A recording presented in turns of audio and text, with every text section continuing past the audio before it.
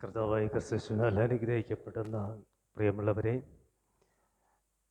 ഏറ്റവും അനുഗ്രഹീതമായ ക്രൈസ്തവ ജീവിതത്തിൽ ഏറ്റവും ആശീർവദിക്കപ്പെട്ടതായ ഒരു രാത്രിയാമത്തിലാണ് നാം ഇന്ന് പ്രവേശിച്ചിരിക്കുന്നത്.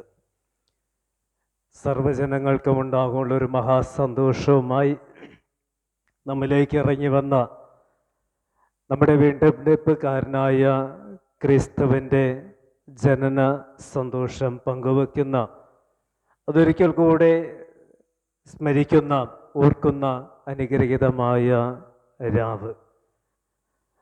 ക്രിസ്തുമസ് എന്ന് പറയുമ്പോൾ നമുക്കറിയാം, അതൊരു വെളിച്ചത്തിൻ്റെ ആഘോഷം എന്നത്. അതൊരു കുട്ടികളുടെ ആഘോഷമാണ്, ശൈശവത്തിൻ്റെ ആഘോഷമാണ്, അത് ഒരു നിഷ്കളങ്കതയുടെ ആഘോഷമാണ്. ഞാൻ ഈ ആരാധന തുടങ്ങിയ സമയം മുതൽ ഓരോരുത്തരുടെയും ഇടയിൽ നിന്നിങ്ങനെ കണ്ണോടിക്കുകയായിരുന്നു. കണ്ണോടിച്ചത് മറ്റൊന്നും കണ്ടിട്ടല്ല, ഘോഷയാത്രയ്ക്ക് വന്ന എത്ര പേര് ഈ ദേവാലയത്തിനകത്തുണ്ട് എന്നതാണ് ഞാനൊന്ന് ശ്രദ്ധിച്ചത്. ഘോഷയാത്രയ്ക്ക് വളരെ സന്തോഷത്തോടു കൂടി നമ്മളെല്ലാവരും പങ്കെടുത്തു. പക്ഷേ ആരാധന എത്തിയപ്പോൾ വീട്ടിനകത്ത് കിടന്നുറങ്ങിക്കിടക്കുന്ന കുറേ ആൾക്കാർ ഇന്ന് നമ്മുടെ ഇടയിലുണ്ട് എന്നതാണ്. കുറച്ച് പേര് ദേവാലയത്തിൽ പുറത്ത് നിൽക്കുന്നുണ്ട്, അവർ വചനം കേൾക്കുന്നുണ്ട്. കുറച്ച് പേര് ദേവാലയത്തിൻ്റെ പരിസരത്തുണ്ട്. ഈ പരിസരത്ത് പോലും ഇല്ലാതെ നീങ്ങി മാറി നിൽക്കുന്ന ഒരു കൂട്ടം ജനത ക്രൈസ്തവർ എന്ന് അഭിമാനിക്കുമ്പോൾ നമ്മുടെ ക്രിസ്തുമസ് ആഘോഷം എത്രയധികം അർത്ഥപൂർണതയുടെ ആഘോഷമായി മാറുന്നുണ്ട്. പലപ്പോഴും ക്രിസ്തുമസ് നാം ആഘോഷത്തിൻ്റെ ഒരു പ്രതീകമായി മാത്രം കണക്കിലെടുക്കുമ്പോൾ ആ ക്രിസ്തുമസിൽ കൂടെ നമുക്ക് ലഭിക്കുന്ന അനുഗ്രഹത്തെ, ലഭിച്ചതായ നന്മയെ, ലഭിച്ചതായ സൗഭാഗ്യത്തെ, ലഭിച്ചതായ ദൈവത്തിൻ്റെ കൃപയെ ഒന്ന് ഓർക്കുവാനോ അതിനൊന്ന് നന്ദി പറയുവാനോ കഴിയാതെ പോകുന്ന ക്രിസ്തുമസിൻ്റെ രാത്രി. എങ്കിലും കഴിഞ്ഞ വർഷത്തെക്കാലം അല്പം ഭേദമുണ്ടെന്ന് പറയുവാനായിട്ട് ആഗ്രഹിക്കുക. കുറച്ചു കൂടുതൽ ആൾക്കാരൊക്കെ ദേവാലയത്തിനകത്തും പരിസരത്തൊക്കെ ഉണ്ട് എന്നത് തന്നെയാണ്. ക്രിസ്തുമസ് ആ ക്രിസ്തു ജനനത്തിൻ്റെ ഒരാഘോഷം ആണ് എങ്കിലും അതിനോടൊപ്പം ക്രിസ്തു എന്നിലേക്ക് കടന്നു വരുന്നതിൻ്റെ, ക്രിസ്തു എന്നിൽ ജനിക്കുന്നതിൻ്റെ, ക്രിസ്തു എന്നെ പുതുക്കുന്നതിൻ്റെ, ക്രിസ്തു എന്നെ ഒരു പുതിയ മനുഷ്യനാക്കി തീർക്കുന്നതിൻ്റെ ആഘോഷം നിറയപ്പെടുന്ന, അല്ലെങ്കിൽ ആരാധന നിറയപ്പെടുന്ന, ആത്മീകത നിറയപ്പെടുന്ന ഒരു കൂട്ടായ്മ കൂടെയാണ് ക്രിസ്തുമസ് എന്ന് പറയുന്നത്. ഈ ക്രിസ്തുമസിൽ ഒത്തിരി മനുഷ്യരെക്കുറിച്ച് കേൾക്കാറുണ്ട്, പഠിക്കാറുണ്ട്. ഒത്തിരി കഥാപാത്രങ്ങളിലെ കൂടെയൊക്കെ നാം യാത്ര ചെയ്യാറുണ്ട്. അതിൽ എല്ലാവരെയും ആകർഷിക്കുന്ന ഒരു കഥാപാത്രമാണ് സാന്റാക്ലോസ്, ക്രിസ്മസ് ഫാദർ. എല്ലാവർക്കും സന്തോഷവും എല്ലാവരെയും ആകർഷിക്കുന്നതും എല്ലാവർക്കും കളിച്ചിരികൾ സമ്മാനിക്കുന്നതായ ഒരു കഥാപാത്രമാണ് ക്രിസ്തുമസിലെ കഥാപാത്രമായ സാന്റാക്ലോസ്. ഈ സാന്റാക്ലോസിനെ കുറിച്ചൊരു കഥയുണ്ട്. ഈ സാന്താക്ലോസ് ജീവിച്ചിരിക്കുന്നത് 4-ാം നൂറ്റാണ്ടിലാണ്. അദ്ദേഹത്തിൻ്റെ യഥാർത്ഥ പേരെന്നത് സെന്റ് നിക്കോളോസ് എന്ന് പറയപ്പെടുന്ന ഒരു പേരാണ് അദ്ദേഹത്തിൻ്റെ. അന്ന് മനുഷ്യനാണ്. നിക്കോളോസ് എന്ന് പറയപ്പെടുന്ന മനുഷ്യൻ 4-ാം നൂറ്റാണ്ടിൽ ജീവിച്ചിരിക്കുകയാണ്. ഈ 4-ാം നൂറ്റാണ്ടിൽ അദ്ദേഹം ജീവിച്ചിരിക്കുമ്പോൾ അദ്ദേഹത്തിൻ്റെ സമൂഹത്തിൽ, അദ്ദേഹം വാസം ചെയ്യുന്നതായ ആ ഒരിടത്ത് കുട്ടികൾ ഒത്തിരി ഉണ്ടായിരുന്നു. കുട്ടികളെ അധികമായി ഇഷ്ടപ്പെടുന്ന ഈ മനുഷ്യൻ കുട്ടികൾക്ക് എന്തെങ്കിലുമൊക്കെ സമ്മാനം കൊടുക്കണം ആഗ്രഹിച്ച് അദ്ദേഹത്തിൻ്റെ കരവിരുതുകൾ കൊണ്ട് ചില സമ്മാനങ്ങൾ ഉണ്ടാക്കുവാനായിട്ട് തുടങ്ങി. വളരെ മനോഹരമായ സമ്മാനങ്ങൾ ഈ മനുഷ്യൻ ഉണ്ടാക്കി. ഈ മനുഷ്യൻ സമ്മാനങ്ങളൊക്കെ ഉണ്ടാക്കി പലതരത്തിലുള്ള കടലാസുകളെടുത്ത് ആ വർണ്ണക്കടലാസുകളിൽ ആ സമ്മാനങ്ങൾ പൊതിഞ്ഞു.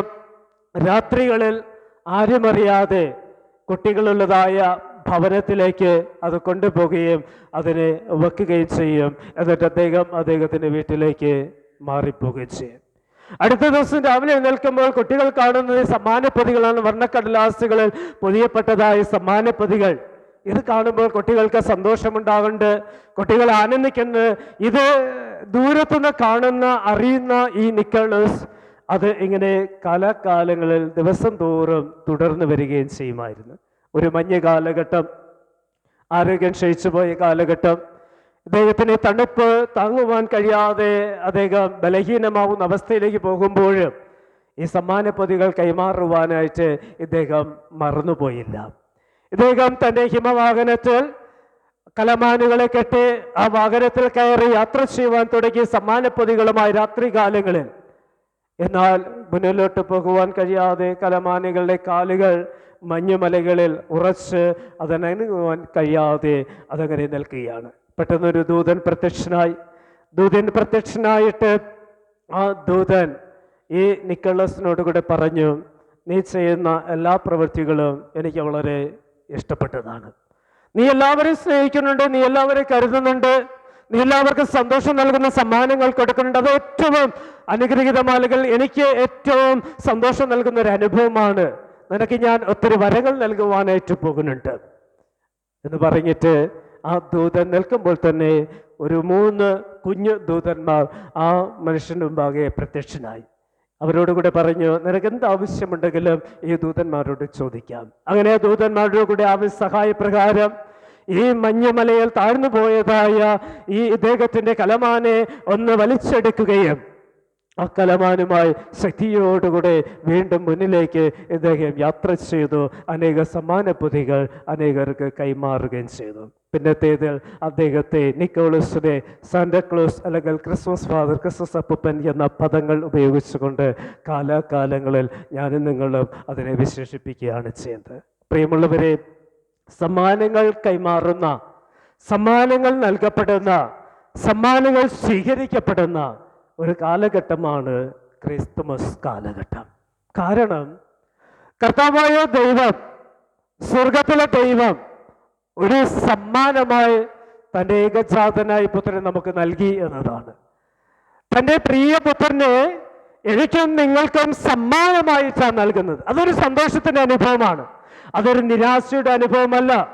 അതുകൊണ്ടാണ് ആട്ടിടയന്മാർ വെളിപ്രദേശത്ത് പാർത്തിരുന്നപ്പോൾ ദൂതന്മാർ വന്ന് ഇങ്ങനെ പറയുന്നത്, സർവ്വജനങ്ങൾക്കും ഉണ്ടാകുവാനുള്ള ഒരു മഹാസന്തോഷം ഞാൻ നിങ്ങളോടുകൂടി സുവിശേഷിക്കുന്നു, കർത്താവായ ക്രിസ്തു എന്ന രക്ഷിതാവ് ദാവീദിന്റെ പട്ടണത്തിൽ നിങ്ങൾക്കായി ജനിച്ചു. അതിന് ഒരു സന്തോഷത്തിൻ്റെ ആ ഒരു പ്രതീകം കൈമാറുന്ന ഒരു ദിവസമായി ഈ ക്രിസ്തുമസിനെ ഇന്ന് ആചരിക്കപ്പെടുമ്പോൾ എന്ത് സമ്മാനമാണ് എനിക്ക് എൻ്റെ സഹോദരങ്ങൾക്ക്, എൻ്റെ സുഹൃത്തിന്, എൻ്റെ കുടുംബത്തിന്, എൻ്റെ സമൂഹത്തിന് എനിക്ക് കൊടുക്കുവാനായിട്ട് കഴിയുക.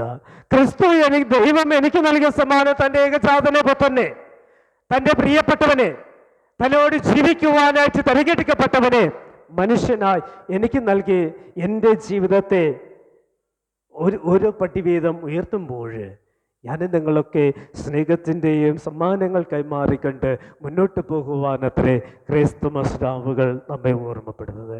ഈ ക്രിസ്തുമസ് രാത്രി ശ്രദ്ധേയമാകുന്ന ചില കഥാപാത്രങ്ങളെ ഓർമ്മപ്പെടുത്തിക്കൊണ്ട് ഞാനത് ധ്യാനം അവസാനിപ്പിക്കുവാൻ ആഗ്രഹിക്കുകയാണ്.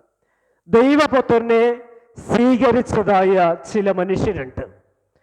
ഉണ്ണി യേശുവിനെ വരവേൽക്കുവാനായിട്ട് അവസരം ലഭ്യമാകുന്ന അല്ലെങ്കിൽ അവസരം പ്രയോജനപ്പെടുത്തിയതായ ചില മനുഷ്യരെ വേദപുസ്തകത്തിൽ നമുക്ക് കാണുവാനായിട്ട് സാധ്യമാണ്. അതിൽ ഒന്നാമത്തെ മനുഷ്യനാണ്, ഒന്നാമത്തെ വ്യക്തിത്വമാണ് മറിയ. ഇന്ന് രാവിലെ ധ്യാനത്തിൽ വായിച്ചു കേട്ടത് അത് തന്നെയാണ്. മറിയ പറയുന്നതാ, ഞാൻ കർത്താവിൻ്റെ ദാസി, നിന്റെ ഇഷ്ടം പോലെ എന്നെ ഭവിക്കട്ടെ. മറിയയോടുകൂടെ ദൈവം എന്ന് പറയുന്ന പരിശുദ്ധാത്മാവിൻ്റെ മേൽ നിഴലിടും, അപ്പന് നില പ്രജ നിന്നിൽ നിന്ന് ഉത്ഭവിക്കപ്പെടും. ആ മറിയ ചോദിക്കുന്നത് എങ്ങനെ സംഭവിക്കും? പറയുകയാണ്, ദൈവത്താൽ അസാധ്യമായത് ഒന്നുമില്ല. നോക്കുക, യഹൂദന്മാരുടെ പാരമ്പര്യം അനുസരിച്ച് ഒരു കന്യായ സ്ത്രീ ഗർഭം ധരിക്കുന്നുണ്ടെങ്കിൽ അവൾ ആ സമൂഹത്തിൽ നിന്നയായി അല്ലെങ്കിൽ വ്യഭിചാരിണി എന്ന പേരിന് പാത്രമായി തീരുവാനായിട്ട് കാരണമായി തീരും. അത്തരത്തിലൊരു അനുഭവത്തിൽ കൂടെ കടന്നു പോകുവാനായിട്ട് ഈ മറിയ ഇവിടെ ഒരുങ്ങുകയാണ്. ദൈവം മറിയ ഒരുക്കുകയാണ്. അതുവരെയും അനുഭവിച്ചിട്ടില്ലാത്ത ദൈവിക ദർശനം അനുഭവിക്കുന്നുണ്ട്. ആ ദൈവിക ദർശനത്തിൻ്റെ ഇഷ്ടപ്രകാരം മറിയ തൻ്റെ ജീവിതത്തെ കർത്താവിൻ്റെ വരവിന് വേണ്ടി സമർപ്പിക്കപ്പെടുന്ന ഒന്നാമത്തെ കഥാപാത്രം. അവൾ ചിന്തിക്കുകയാണ്, സമൂഹം എന്നെ പരിഹസിക്കും, സമൂഹം എന്നെ ഒറ്റപ്പെടുത്തും, സമൂഹം എന്നെ തള്ളിക്കളയും, സമൂഹം എന്നെ നിന്ദിക്കും എന്ന ചിന്ത അവൾക്ക് ഉണ്ടായിട്ടുണ്ട്. പക്ഷേ ആ ചിന്ത ഉണ്ടായിട്ടുണ്ട് എങ്കിലും പരിഹസിക്കപ്പെടും എന്ന് അറിഞ്ഞിട്ട് പോലും ആ പരിഹാസങ്ങൾ മാറ്റിവെച്ച് ദൈവത്തിൻ്റെ പുത്രൻ്റെ വരവിന് വേണ്ടി, ഉണ്ണിയേശുവിനെ സ്വീകരിക്കുവാൻ വേണ്ടി, ഉണ്ണിയേശുവിനെ ജന്മം കൊടുക്കുവാൻ വേണ്ടി ഈ മറിയ തൻ്റെ ജീവിതത്തെ ദൈവത്തിന് മുമ്പാകെ സമർപ്പിക്കപ്പെടുകയാണ് ചെയ്തത്. അതാണ് ഒന്നാമത്തെ കഥാപാത്രം. മറിയ ക്രിസ്തുവിൻ്റെ ജനനത്തിന് വേണ്ടി ദൈവഹിത പ്രകാരം പക്വപ്പെടുന്ന ഒരു അനുഭവം. രണ്ടാമത്തെ കഥാപാത്രം എന്ന് പറയുന്നത് യോസേഫാണ്. യോസേഫ് മത്തായി സുവിശേഷം അതിൻ്റെ 1-ാമത്തെ അധ്യായം 18 മുതൽ 21 വരെയുള്ള വാക്യം നാം ഒന്ന് വായിക്കുകയാണെങ്കിൽ, യോസേഫിനെ വിവാഹം നിശ്ചയിച്ചിരുന്നതായ മറിയ ഗർഭിണിയാണ് എന്ന് അറിഞ്ഞപ്പോൾ യോസേഫ് നല്ലവനും നീതിമാനുമായ യോസേഫ് അവൻ ചിന്തിക്കുകയാണ്, അവൾക്ക് ലോക അപവാദം വരുത്തുവാനായിട്ട് ഇഷ്ടപ്പെടാത്തവണ്ണം അവളെ രഹസ്യത്തിൽ ഉപേക്ഷിക്കുവാൻ ഭാവിക്കുകയാണ്. ആരോടും പറഞ്ഞില്ല. തൻ്റെ ഭാര്യയായി വരുവാനായിട്ട് പോകുന്നവൾ അവൾ നിന്നപാത്രമായി തീരപ്പെട്ടു എന്ന ആ ചിന്ത അവൻ്റെ മനസ്സിലുണ്ട് എങ്കിൽ അത് പുറത്തു പറയാതെ രഹസ്യത്തിൽ അതിനൊന്ന് ഒഴിവാക്കുവാനായി ശ്രമിക്കുകയാണ്. ആ ഒരു ശ്രമം അവൻ്റെ മനസ്സിൽ നിൽക്കുമ്പോൾ, അതിനുവേണ്ടി ഒരുങ്ങുമ്പോൾ ദൈവദൂതന്മാർ ഇടപെടുകയാണ്. ദൈവദൂതന്മാർ വന്ന് പറയുകയാണ്, അവളെ നീ ചേർത്തുകൊള്ളണം. അവളിൽ ഉൽപാദനമായിരിക്കുന്നത് പരിശുദ്ധാത്മാവിനത്രേ, അവന് യേശു എന്ന് പേരിടണം. നമുക്ക് കാണുവാൻ കഴിയുന്നത് മറിയെ, തൻ്റെ ഭാര്യയായ മറിയെ യോസേഫ് ചേർത്തുകൊണ്ടു എന്ന് തന്നെയാണ്. രണ്ടാമതായി ക്രിസ്തുവിൻ്റെ വരവിന് വേണ്ടി ദൈവം ഒരുക്കിയ രണ്ടാമത്തെ കഥാപാത്രമാണ് യോസേഫ് എന്ന കഥാപാത്രം. അവൻ്റെ മുൻപിൽ ഒത്തിരി പ്രതിസന്ധി ഉണ്ടായിരുന്നു. ബന്ധുക്കൾ പരിഹസിക്കാം, ചാർച്ചകൾ പരിഹസിക്കാം, വിവാഹത്തിന് മുമ്പ് ഗർഭിണിയായ സ്ത്രീയുമായി മുന്നോട്ട് പോയി കഴിഞ്ഞാൽ, ജീവിച്ചു കഴിഞ്ഞാൽ എന്താണ് ഉണ്ടാകുമെന്നെല്ലാം അവന് വ്യക്തമായിരുന്നു. എന്നാൽ അതെല്ലാം മറന്നിട്ട് ദൈവത്തിൻ്റെ വാക്കിന് തൻ്റെ ജീവിതത്തെ വിട്ടുകൊടുത്തപ്പോൾ ഉണ്ണിയേശുവിൻ്റെ വരവിന് വേണ്ടി യോസേഫ് അവിടെ ഒരുങ്ങുകയാ. പ്രിയമുള്ളവരെ, ദൈവത്തിൻ്റെ വാക്കിന് വിട്ടുകൊടുക്കുമ്പോൾ മാത്രമേ ക്രിസ്തുവിൻ്റെ വരവിന് വേണ്ടി, അല്ലെങ്കിൽ ക്രിസ്തുവിനെ ഉൾക്കൊള്ളുവാനായിട്ട് ഒരുങ്ങുവാൻ നമുക്ക് സാധ്യമാവുകയുള്ളൂ. മൂന്നാമത്തെ വ്യക്തിത്വം എന്ന് പറയുന്നത് ലൂക്കോസ് സുവിശേഷത്തിൻ്റെ നമുക്കൊന്ന് വായിക്കാം. ലൂക്കോസ് സുവിശേഷം 2-ാമത്തെ അധ്യായം അതിൻ്റെ 7-ാമത്തെ വാക്യം ഒരാൾക്ക് വായിക്കാം. ലൂക്കോസ് 2:7.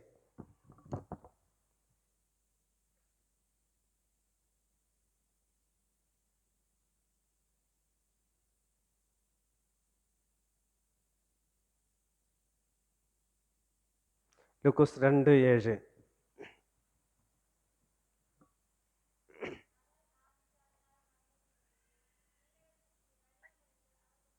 മതി.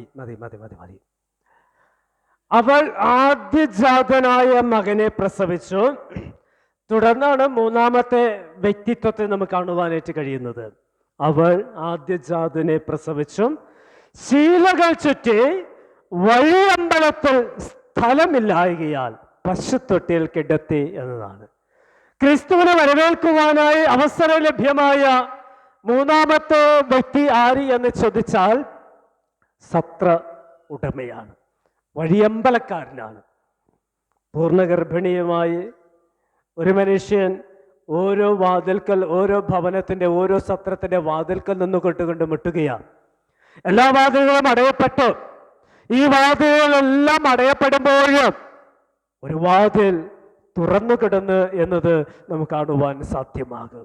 പ്രിയമുള്ളവരെ, ഈ വഴിയമ്പലക്കാരൻ്റെ മുൻപാകെ, ഈ സത്രക്കാരന്റെ മുൻപാകെ, ഉടമസ്ഥന്റെ മുൻപാകെ വന്ന് ഈ യോസേഫ് മറിയ വാതിൽ മുട്ടിയപ്പോൾ ആ വാതിൽ തുറന്നു കൊടുത്തിരുന്നുവെങ്കിൽ ആ വഴിയമ്പലത്തിൽ ക്രിസ്തു ജനനത്തെ കാണുവാനും ക്രിസ്തു ജനനത്തെ അനുഭവിക്കുവാനും ക്രിസ്തു ജനനത്തിന്റെ ആ ഒരു അവസ്ഥയെ തിരിച്ചറിയുവാനും ഈ സത്ര ഉടമയ്ക്ക് സാധ്യമാകുമായിരുന്നു. ഇവിടെ വഴിയമ്പലക്കാരൻ വാതിൽ കൊട്ടിയടയ്ക്കപ്പെട്ടു. ക്രിസ്തു ജനനത്തിന്റെ വാതിൽ കൊട്ടിയടയ്ക്കപ്പെട്ടു. ക്രിസ്തുവിനെ വരവേൽക്കുവാനായിട്ട് കഴിയാതെ വണ്ണം അവന്റെ ജീവിതത്തിലെ വാതിലുകൾ പൂർണ്ണമായി അടയപ്പെട്ടതായി ഇവിടെ നമുക്ക് കാണുവാനായിട്ട് സാധ്യമാകും. അടയപ്പെട്ട ജീവിത അവസ്ഥകളാൽ പലപ്പോഴും സത്ര ഉടമകളായി ഞാനും നിങ്ങളും മാറിപ്പോകുന്നില്ലേ? അവസരങ്ങൾ ലഭ്യമാകുമ്പോഴും ക്രിസ്തുവിനെ ജീവിതത്തിലേക്ക് സ്വീകരിപ്പാൻ, ഉണ്ണിയേശുവിനെ ജീവിതത്തിൽ സ്വീകരിക്കുവാൻ ഒത്തിരി അവസരങ്ങൾ എൻ്റെ മുൻപാകെ ലഭ്യമാകുമ്പോഴും ആ അവസരങ്ങളെ നിഷേധിക്കപ്പെടുന്ന ചില സത്ര ഉടമകളായി നമ്മുടെ ജീവിതം മാറിത്തീരുന്നില്ലേ? സമയം തക്കത്തിൽ പ്രയോജനപ്പെടുത്തുമ്പോൾ മാത്രമേ ഉണ്ണിയേശുവിനെ ജീവിതത്തിൽ കൊള്ളുവാനായിട്ട് സാധ്യമാകുകയുള്ളൂ. അപ്പോൾ മൂന്നാമത്തെ കഥാപാത്രം ക്രിസ്തുവിനെ വരവേൽക്കുവാൻ അവസരം ലഭിച്ചിട്ടും അത് പ്രയോജനപ്പെടുത്തുവാൻ കഴിയാത്ത മൂന്നാമത്തെ മനുഷ്യൻ. നാലാമത്തെ കഥാപാത്രം എന്ന് പറയുന്നത്, അല്ലെങ്കിൽ നാലാമത്തെ ക്രിസ്തുവിനെ സ്വീകരിപ്പാനായി നാലാമത് അവസരം ലഭിച്ച ഒരു അനുഭവം എന്ന് പറയുന്നത് ലൂക്കോസ് സുവിശേഷം 7-ാമത്തെ അധ്യായം 2-ാമത്തെ അധ്യായം 7-ാമത്തെ വാക്യത്തിന്റെ 2-ാമത്തെ ഭാഗത്തിൽ അവസാന ഭാഗത്തിൽ പറയുന്നു, വഴിയമ്പലത്തിൽ സ്ഥലമില്ലായാൽ പശുത്തൊഴുത്ത് അവനെ കിടത്തി എന്ന് പറയുകയാണ്. അപ്പൊ ക്രിസ്തുവിനെ സ്വീകരിപ്പാൻ അവസരം ലഭിച്ച മറ്റൊന്നാണ് കാലിത്തൊഴുത്ത്. കാലിത്തൊഴുത്ത് എന്ന് പറയുന്നത് പശുക്കൾ മാത്രം, കന്നുകാലികൾ മാത്രം താമസിക്കുന്ന ഒരിടമാണ്. അതിനൊരു പ്രത്യേകതയുണ്ട്. ആ പ്രത്യേകത എന്ന് പറയുന്നത് ദുർഗന്ധമുള്ള ഒരു സ്ഥലമാണ്. അവിടെ നല്ല മണങ്ങൾ ഉണ്ടാകത്തില്ല, അവിടെ നല്ലതൊന്നും ഉണ്ടാകത്തില്ല, ദുർഗന്ധം മാത്രമാണ്, അശുദ്ധി മാത്രമാണ്. നമുക്ക് ആ ക്രിസ്തുവിന്റെ ജനനത്തിന് വേണ്ടി കർത്താവായ ദൈവം ഒരുക്കിയൊരിടം എന്ന് പറയുന്നത് വഴിയമ്പലമല്ല, കൊട്ടാരമല്ല, രാജ്യമോ പ്രൗഢിയല്ല. കർത്താവ് ഒരുക്കപ്പെട്ടത് കാലിത്തൊഴുത്തായിരുന്നു. പ്രിയമുള്ളവരെ, ദുർഗന്ധമുള്ള, അശുദ്ധിയുള്ള, മണമില്ലാത്തതായ, സൗരഭ്യമില്ലാത്തതായ ഒരു കാലിത്തൊഴുത്ത് കർത്താവായ ക്രിസ്തുവിൻ്റെ ജനനത്തിന് വേണ്ടി പിതാവായ ദൈവം ഒരുക്കിയെന്നതാണ് നാലാമത് കാണുവാൻ കഴിയുന്നത്. ക്രിസ്തുവിൻ്റെ ജനനത്തെ ഉൾക്കൊണ്ട ഒരു കാലിത്തൊഴുത്ത്. ക്രിസ്തുവിൻ്റെ ജനനത്തെ കണ്ടതായ കാലിത്തൊഴുത്തിലെ കന്നുകാലികൾ എല്ലാവരും തള്ളിപ്പറയുമ്പോഴും എല്ലാവരും ഉപേക്ഷിച്ച് മാറ്റി നിർത്തുമ്പോഴും അവിടേക്ക് ആരും പോയി ഒരു നേരം തലശ്ചായിക്കുവാനായിട്ട് മനസ്സ് കാണിക്കാതിരിക്കുമ്പോൾ ആ ദുർഗന്ധം വഹിക്കുന്ന ഇടത്ത് ക്രിസ്തുവിനെ ജനനം കൊടുക്കുവാനായിട്ട് കാലിത്തൊഴുത്തിന്റെ കവാടങ്ങൾ തുറന്നു കിടത്തിട്ടുണ്ട് എങ്കിൽ അത് ദൈവത്തിൻ്റെ ഒരു വലിയ പദ്ധതി എന്ന് നാം തിരിച്ചറിയണം. പ്രിയമുള്ളവരെ, ക്രിസ്തു ഉണ്ണിയേശുവിനെ സ്വീകരിപ്പാനായി കൊട്ടാരങ്ങൾ കെട്ടുകയല്ല, മറിച്ച് ചില കാലിത്തൊഴുത്തുകളായി എൻ്റെ ജീവിതത്തെ മാറ്റുവാനായിട്ട് നമുക്ക് കഴിയുമ്പോൾ മാത്രമേ ഉണ്ണിയേശുവിനെ എന്നിലേക്ക് സ്വീകരിപ്പാനായിട്ട് കഴിയത്തുള്ളൂ. അഞ്ചാമതായി കാണുവാൻ കഴിയുന്ന ക്രിസ്തുവിനെ വരവേൽക്കുവാനായി അവസരം ലഭിച്ച അഞ്ചാമത്തെ കൂട്ട് നമുക്കറിയാവുന്നതുപോലെ ലൂക്കോസ് സുവിശേഷം 2-ാമത്തെ അധ്യായം 8 മുതൽ 12 വരെയുള്ള വാക്യം വായിക്കുന്നത് പോലെ അവിടെ കാണുന്ന ആട്ടിടയന്മാരാണ്. ആട്ടിടയന്മാരെ ഞാൻ നേരത്തെ പറഞ്ഞതുപോലെ പാർശ്വവൽക്കരിക്കപ്പെട്ടവരാണ്, ഉപേക്ഷിക്കപ്പെട്ടവരാണ്. വീടും ഭവനവും കുടുംബമെല്ലാം ഇല്ല എന്ന് പറഞ്ഞ് വെളിം പ്രദേശത്ത് താമസിച്ചു. അവരെ വ്യക്തമായി ഇവിടെ പറയുന്നത് വെളിം പ്രദേശത്തിൽ അവർ താമസിച്ചിരുന്നു എന്നതാണ്. 8-ാമത്തെ വാക്യത്തിൽ പറഞ്ഞ അന്ന് ആ പ്രദേശത്ത് ഇടയന്മാർ രാത്രിയിൽ ആട്ടിൻകൂട്ടത്തെ കാവൽ കാത്തു വെളിയിൽ പാർത്തിരുന്നു. അവിടെ താമസ സ്ഥലം എന്ന് പറയുന്നത് നഗരത്തിന് പുറത്തായിരുന്നു, വനാന്തരങ്ങളിലായിരുന്നു, പർവ്വതാനന്തരങ്ങളിലായിരുന്നു, പാർശ്വവൽക്കരിക്കപ്പെട്ട ഇടത്തായിരുന്നു, വനങ്ങളുള്ള ഇടത്തായിരുന്നു, ദുഷ്മൃഗങ്ങൾ ഉണ്ടാകുന്ന ഇടത്തായിരുന്നു, വെളിയിലായിരുന്നു അവർ താമസിച്ചിരുന്നത്. ക്രിസ്തു ജനിച്ചു എന്ന ആദ്യ വാർത്ത കേൾക്കുന്നത് ഈ ആട്ടിടയന്മാരാ. തുടർന്ന് അതേ അധ്യായം അതേ വാക്യം വായിക്കുമ്പോൾ കാണുവാൻ കഴിയുന്നുണ്ട്. ദൂതന്മാർ പ്രത്യക്ഷനായി പറയുന്നു, സർവ്വജനത്തിനുണ്ടല്ലോ മഹാസന്തോഷം, ഞാൻ കൂടെ സുവിശേഷിക്കുന്നു, കർത്താവായ ക്രിസ്തു എന്ന രക്ഷിതാവ് ദാവീദിന്റെ പട്ടം നിങ്ങൾക്കായി ജനിച്ചിരിക്കുന്നു. നിങ്ങൾക്കടയാളമോ ശീലമോ ചുറ്റി പശുത്തൊട്ടിൽ കൊടുക്കുന്ന ഒരു ശിശുവിനെ നിങ്ങൾ കാണും. പെട്ടെന്ന് സ്വർഗീയ സൈന്യ ദൂതന്മാരോടുകൂടെ അവർ ദൈവത്തെ പാടി സ്തുതിക്കുന്നു. ആട്ടിടയന്മാർ ദൈവത്തെ കാണുവാൻ, ക്രിസ്തുവിനെ കാണുവാൻ കാലിത്തൊഴുത്തിലേക്ക് യാത്ര തിരിക്കുക. പ്രിയ ദൈവമക്കളെ, അഞ്ചാമതായി ക്രിസ്തുവിനെ വരവേൽക്കുവാൻ അവസരം ലഭിച്ചത്, ക്രിസ്തുവിനെ കാണുവാൻ അവസരം ലഭിച്ചത് സാധാരണക്കാരായി ജീവിച്ചതായ ആട്ടിടയന്മാരായിരുന്നു. അവർക്കാണ് ആദ്യ ദർശനമുണ്ടായത്, അവർക്കാണ് ആദ്യ സദ്വർത്തമാനം കേൾപ്പിച്ചത്.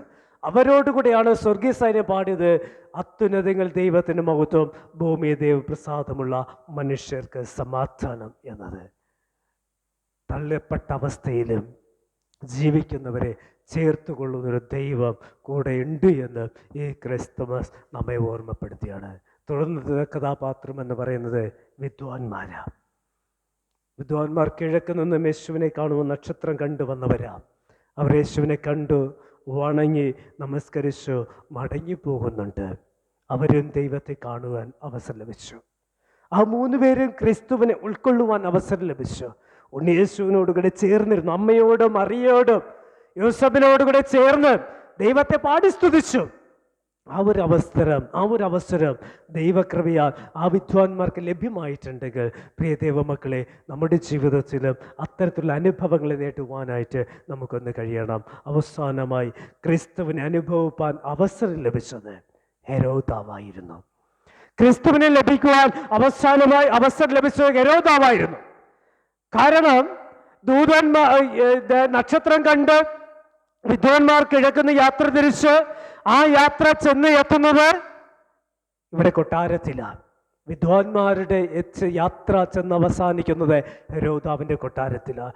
ഈ ഹെരോദാവിൻ്റെ കൊട്ടാരത്തിൽ യാത്ര ചെന്ന് അവസാനിക്കുമ്പോഴും ആ യാത്രയിൽ ഹെരോദാവിനോടുകൂടി വിദ്വാൻമാർ പറയുകയാണ്, ഞങ്ങൾ നക്ഷത്രം കിഴക്ക് നിന്ന് കണ്ടു ഇവിടേക്ക് വന്നു.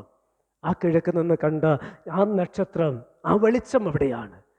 ഞങ്ങൾ ക്രിസ്തുവിനെ കാണുവാൻ വന്നു. നമുക്ക് ആ ഒരു സദ്വർത്തമാനം കേൾക്കുമ്പോൾ, ക്രിസ്തുവിനെ കാണുവാൻ വന്നു എന്ന സദ്വർത്തമാനം കേൾക്കുമ്പോൾ, ആ സദ്വർത്തമാനം ഉൾക്കൊള്ളുവാൻ കഴിയാത്തതായ ഹെരോദാവ്, പ്രിയ ദൈവമക്കളെ, പലപ്പോഴും ദൈവത്തിൻ്റെ ശബ്ദം കാതുകൾ മുഴങ്ങിക്കേൾക്കുമ്പോഴും ദൈവത്തെ അനുഭവിക്കുവാൻ അവസരം ലഭിക്കുമ്പോഴും ഞാനും നിങ്ങൾ ഹെരോദാവിനെ പോലെ മാറിപ്പോകുന്നില്ലേ?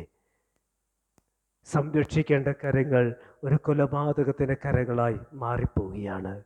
ചേർത്ത് പിടിക്കേണ്ട കരങ്ങൾ കൊലപാതകത്തിൻ്റെ കരങ്ങളായി മാറിപ്പോവുകയാണ്. ക്രിസ്തുവിനെ കാണുവാനും ഉൾക്കൊള്ളുവാനും അവസരം ലഭിച്ചിട്ട് അത് നിഷേധിക്കുന്നതായ ഹെരോദാവ്. ഈ കൂട്ടരിൽ ഞാൻ ഏത് കൂട്ടത്തിലാണ്? ഈ ക്രിസ്തുമസിൻ്റെ രാത്രിയിൽ ഞാനൊന്ന് ചോദിക്കണം, ഞാൻ ആരുടെ കൂട്ടത്തിലാണ്? ഞാൻ മറിയയുടെ കൂട്ടത്തിലാണോ? ഞാൻ യോസഫിൻ്റെ കൂട്ടത്തിലാണോ? ഞാൻ സത്ര ഉടമസ്ഥൻ്റെ കൂട്ടത്തിലാണോ? ഞാൻ ആട്ടിടയന്മാരുടെ കൂട്ടത്തിലാണോ? ഞാൻ വിദ്വാൻമാരുടെ കൂട്ടത്തിലാണോ? ഞാൻ കാലിത്തൊഴുത്തിലെ കന്നുകാലികളുടെ കൂട്ടത്തിലാണോ? ഞാൻ ഹെരോദാവിൻ്റെ കൂട്ടത്തിലാണോ? ആരുടെ കൂട്ടത്തിലാണ് ഈ ക്രിസ്തുമസ് ആഘോഷിപ്പാനായിട്ട് ഞാൻ നിങ്ങളും ഒരുങ്ങുന്നത്? ചോദിക്കാം എന്നോട് തന്നെ, ചോദിക്കാം നമ്മുടെ ജീവിതത്തോടു കൂടെ തന്നെ. നമ്മുടെ ആഘോഷങ്ങൾ ക്രിസ്തു ജനനത്തിൻ്റെ ആഘോഷങ്ങൾ സത്ര ഉടമസ്ഥൻ്റെ ആഘോഷങ്ങളായി തീരുകയല്ല, മറിച്ച് വിദ്വാൻമാരുടെ ആഘോഷങ്ങളായി തീരുവാൻ, അട്ടിടയന്മാരുടെ ആഘോഷങ്ങളായി തീരുവാൻ, ദൈവികമായ ദർശനത്തിൻ്റെ ആഘോഷങ്ങളായി തീരുവാൻ നമുക്കൊരുങ്ങാം. നമുക്ക് നമ്മുടെ ജീവിതത്തെ ദൈവത്തിൻ്റെ കരങ്ങളിൽ അർപ്പിക്കാം. അവൻ എന്നിലേക്ക് കടന്നു വരുമ്പോൾ എൻ്റെ ഭവനത്തിൻ്റെ, എൻ്റെ ഹൃദയത്തിൻ്റെ കവാടങ്ങൾ കൊട്ടി അടയ്ക്കപ്പെടുക എന്നതല്ല. വെളിപാട് പുസ്തകത്തിൽ പറയുന്നുണ്ട്, ഞാൻ വാതിൽക്കൽ നിന്ന് മുട്ടുന്നു, ആരെങ്കിലും എൻ്റെ ശബ്ദം കേട്ട് വാതിൽ തുറന്നാൽ ഞാൻ അവനോടുകൂടെ ഇരിക്കും, അവനോടുകൂടെ പന്തിയിലിരിക്കും. സത്ര ഉടമസ്ഥൻ്റെ മുൻപാകെ എന്ന വണ്ണം എൻ്റെ ഹൃദയ കവാടത്തും ദൈവം മുട്ടി വിളിക്കുമ്പോൾ അവനൊരു വാതിൽ തുറന്നു കൊടുക്കാം. എൻ്റെ ഹൃദയത്തിൽ ദൈവത്തിന് പുൽക്കൂടുകൾ ഒരുക്കാം. എൻ്റെ ഭവനത്തിൽ, എൻ്റെ ഭവനത്തിൻ്റെ അകത്തളങ്ങളിൽ, എൻ്റെ ആലയത്തിൻ്റെ അകത്തളങ്ങളിൽ ദൈവത്തിന് പുൽക്കൂടുകൾ ഒരുക്കാം, അവനെ കിടക്കയൊരുക്കാം, കാലിത്തൊഴുത്തൊരുക്കാം. ക്രിസ്തുവിനെ എന്നിൽ സ്വീകരിക്കാം. അവിടെ ക്രിസ്തുവിനെ അനുഭവിക്കുവാനായിട്ടും ക്രിസ്തുവിനെ ഉൾക്കൊള്ളുവാനായിട്ടും നമുക്ക് സാധ്യമാണ്. കൊട്ടിയടയപ്പെടുന്ന ജീവിതങ്ങളല്ല, കൊലപാതകത്തിൻ്റെ ജീവിതങ്ങളല്ല, ഉപേക്ഷിക്കപ്പെടുന്ന ജീവിതങ്ങളല്ല, തള്ളിക്കളയുന്നതിൻ്റെ ജീവിതങ്ങളല്ല, ചേർത്ത് പിടിക്കുന്ന, ഉൾക്കൊള്ളുന്ന ജീവിതാനുഭവങ്ങൾ ഈ ക്രിസ്തുമസ് നാളിൽ, ഈ ക്രിസ്തുമസ് രാവിൽ ദൈവം നമുക്ക് നൽകട്ടെ. അതിനുവേണ്ടി ദൈവത്തോട് നമുക്ക് ചേർന്നിരിക്കാം, ക്രിസ്തുവിനെ സ്വീകരിക്കാം, പരിശുദ്ധ കൃപയോടുകൂടെ ചേർന്ന് അവനിൽ അഭയം പ്രാപിച്ച് അവൻ്റെ മഹത്വം ദർശിക്കുവാൻ ദൈവത്തിൻ്റെ ആത്മാവിനാൽ നമ്മെ സഹായിക്കട്ടെ. സകല ബുദ്ധിയും കവിദ്യ സമാധാനം ഹൃദയങ്ങളിൽ നിലവിളയും ക്രിസ്തേശങ്ങൾ കാത്തു പരിപാലിക്കുമാറാകട്ടെ. ആമേൻ. ഈ സമയം ഗായകസംഘം ഒരു ഗാനം ആലപിക്കും. അപ്പോൾ സ്തോത്രകാശ ദൈവസന്നിധിയിൽ സമർപ്പിക്കാം.